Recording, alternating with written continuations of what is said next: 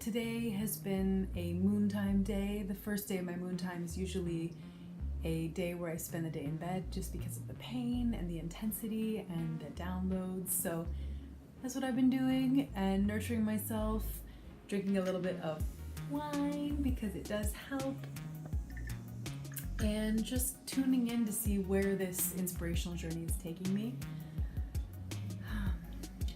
But yeah, there are 3 or 4 days left of vlogs of my 40-day journey. So after today, which is kind of a write-off, I'm excited to make the most of this time and make my vlogs interesting so that they're inspiring for you. And the oracle card readings are going to be tomorrow on Tuesday or the oracle card reading video, because today I can barely, it's just a lot of pain.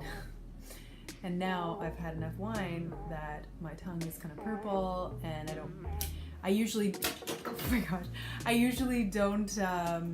don't ever mess with my consciousness when I do readings of any kind. I like to stay as clear as possible. And I've only had like a few glasses of red wine, but it's enough to make me like, but hey, if it helps release the pain and helps my body relax as she releases, I'm all in. So it works for me. Anyways, I would love to hear from the women, the females. What do you do to comfort yourself when you're on your moon time?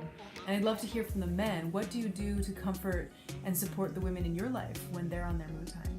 So this is just an interesting conversation to have right now, because the truth is that for any female-bodied being who is in her menstrual fertile time, this is a big part of our lives. I mean, this is like every month we have this, unless there's pregnancy or some sort of issue, but it's a big part of our lives. And I have learned over the years to really listen to my body. Like, for me personally, when I'm on my moon time, if I imagine doing something and it makes my pain worse, like if all of a sudden I'm like, oh, I'm gonna go do that, and then my body's like, no, that's when I usually listen to that, and I change my schedule to see if I can adjust it, and usually I can.